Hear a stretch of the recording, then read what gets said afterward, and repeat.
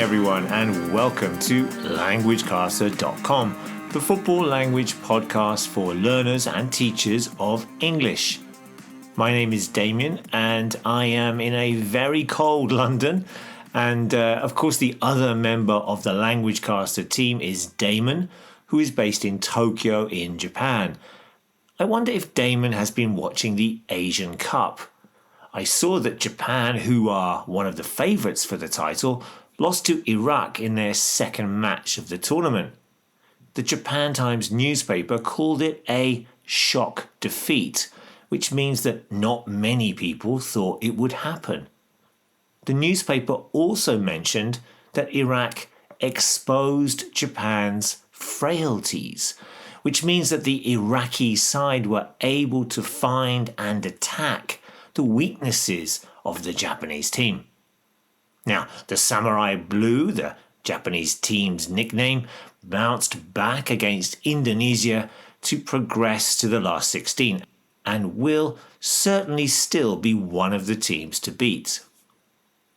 Now, as well as the Asian Cup, the African Cup of Nations, AFCON, is taking place, and I've been watching a lot of the group games on TV here in London.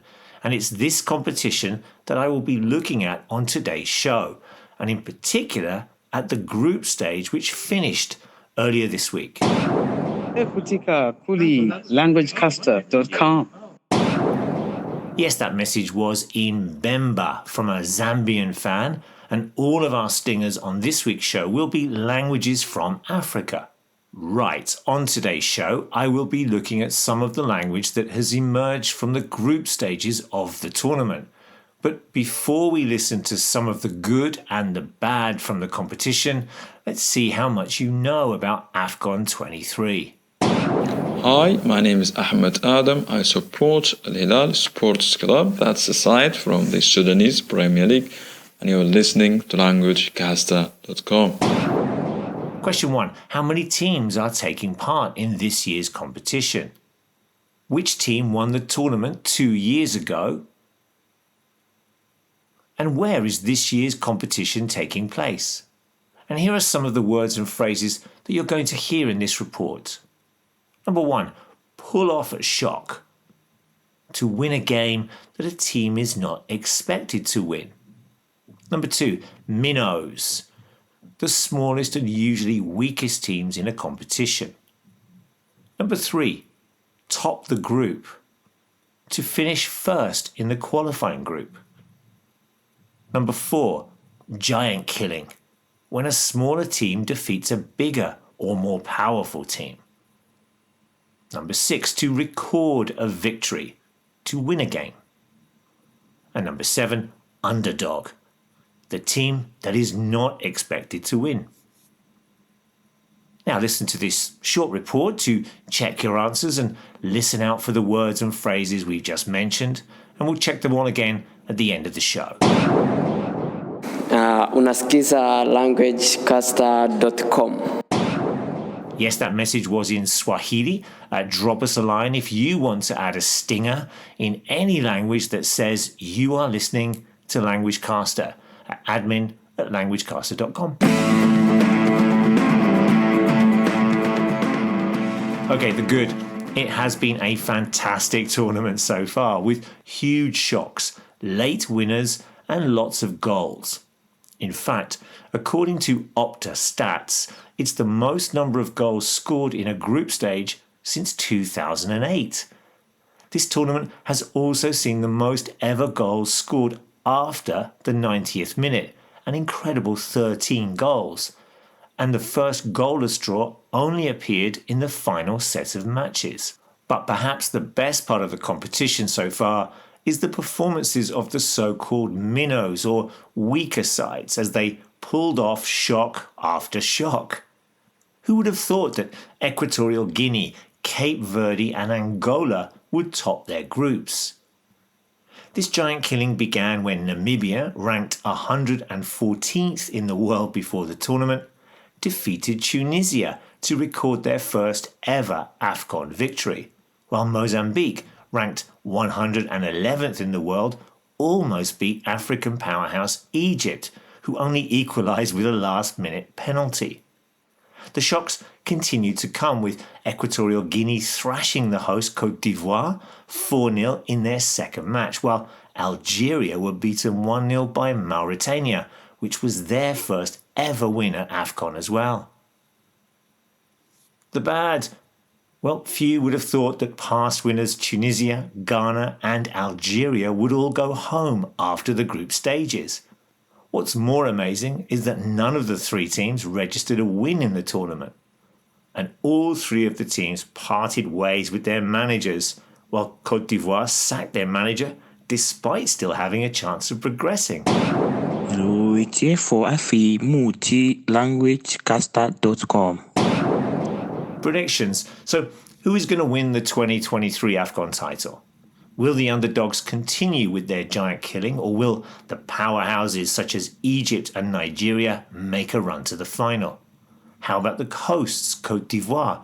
Will they bounce back and find their form after they nearly were eliminated from their own tournament? Can the holders, Senegal, retain the title they won on penalties 2 years ago? And what about the Asian Cup in Qatar? Two of the favourites going into this tournament were South Korea and Japan, but neither of them have played well, with the Koreans drawing 3-3 with Malaysia in their last match to add more pressure on their manager Jurgen Klinsmann. They will play another one of the favourites, Saudi Arabia, in the last 16, while Japan face Bahrain. The host Qatar will play Palestine in the last 16, while another one of the favourites, Australia, will play against Indonesia, who, along with Tajikistan, are playing for the first time in the knockout stages. And how about Iran or Iraq? Both of them won all of their group matches. So the Language Caster team is organising a predictions competition starting from the last 16 of both the AFCON and the Asian Cup tournaments. You can also play against myself and Damon and lots of other football language fans from around the world by simply registering on our site and then adding your scores.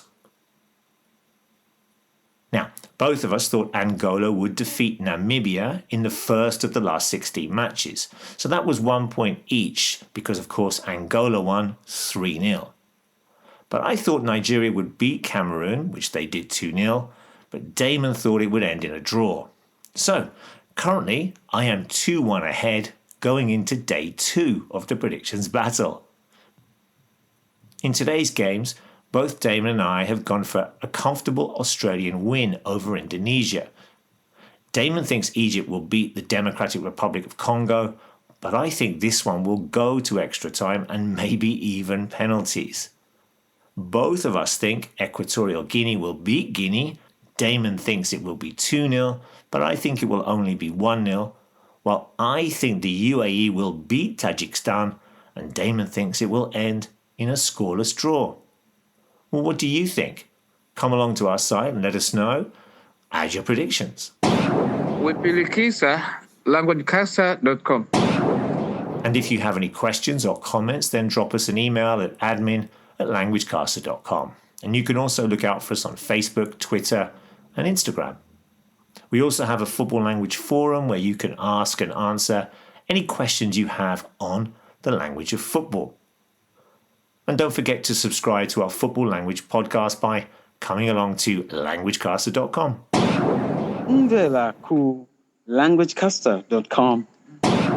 Yes, you are listening to Languagecaster, and that message was from a Chichewa fan from Malawi. Don't forget there's a transcript for this short podcast, and there's lots of vocabulary support there too. Okay, thanks to everyone for listening to this short roundup of the AFCON group stage, where we discussed lots of language around giant killing, including minnows, pull off a shock, and underdogs. We also looked ahead to some of the big games in the last 16 of both the AFCON and the Asian Cup in our predictions battle. Let us know if you hear any of the words from today's show in any language while watching football over the next week or two.